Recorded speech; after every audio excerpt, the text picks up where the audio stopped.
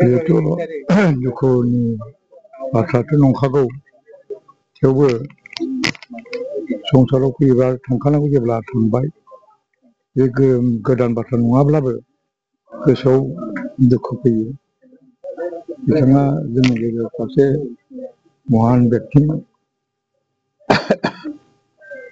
आरो जों बुंनो थाङोब्ला गिबि थाखोनि जेसेबां लेखा गोरोंफोर दंमोन बिनि गेजेराव आं जाय जायखौ लोगो मोनबोदों बिथाङाबो सासे माने खुब सभ्य भद्र सत मानसि होननानै बुङोब्ला आंनि नोजोराव बिथाङाबो सासेमोन।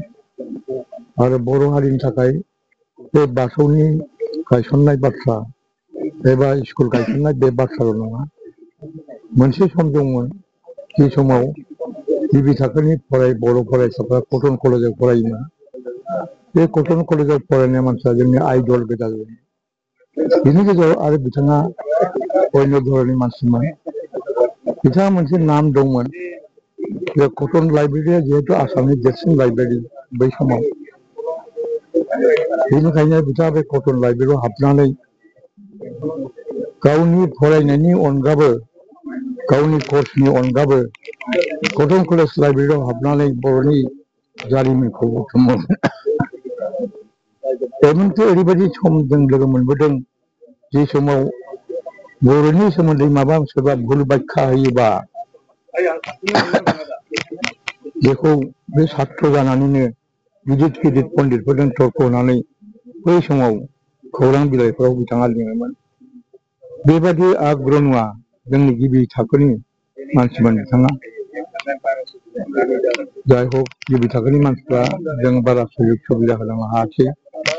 गामियावनो थानानै स्कुल फाथिनानै समाजखौ सिबिलांबाय आरो बर' राव आरो बर'नि कृष्टि संस्कृतिखौ बावाब्लानो अरायबो सासे थुलुंगागिरि हिसाबै बिथाङा जोंनि गेजेराव दंमोन। ओरैनोबाबो आङो फरायनाय समाव बिथांजों लोगो मोनलायाखैबाबो जोंनि कन्टेम्परारि होननानै हमनानै लाजायो, बैसोआव एसे देरसिनब्लाबो आंजों बन्धुत्व दंमोन, मोजां मोनलायनाय दङमोन। आं जेरैबायदि मिथिगौ बिथांनि जोंखौ एंगारलांनाया जोंहा खथि, थेवबो थांनायनि आग समाव आङो बिथांखौ माखासे मनुमेन्टेल खामानि बर'नि गेजेराव मावनांगौ होननानै बाथौनि सायाव बिजाबा मेला दङब्लाबो बिथांनि बुजिनाय बिथांनि फोथायनाय बे आलादा रोखोम हिसाबै आं बिथांखौ अनुरद खालामदोंमोन न'नि मानसिखौ लोगो लानानै आरो माखासे जोंनि बे सार्कोलखौ लानानै नबिन ओमफ्राय देबजित राजा देबजित बिथांमोनखौ लानानै आरो आंनि बे थुलुंगानायखौ लानानै बिथाङा बे नोरजिया देहाखौ लानानैबाबो बे मनुमेन्टेल वार्कखौ बिथाङा मावनानै गालांबाय। आंहा खबर दङ। खालि माखासे बिथाङा जे डेसक्रिपसन होलांनो नागिरदोंमोन, एनालिसिस खालामनानै लांदों, बे जिनिसा एसे बाखि थालांबाय आंनि बुजिनायाव। फरायसाफोरनि थाखाय मोनसे फोसावथाय। सोलोंथाइ बोसोर 2025-26नि फरायसाफोरनि थाखाय गोदानै मुं थिसननाया दासान्दि सापागुरिनि डन बस्क' सिनियर सेकेन्डारि स्कुलाव सोलिगासिनो। डन बस्क' सिनियर सेकेन्डारि स्कुलाव आर्टस, साइन्स आरो कमार्स स्ट्रिमनि थाखाय 10 थाखोनि गोदानै मुं थिसननाया सोलिगासिनो।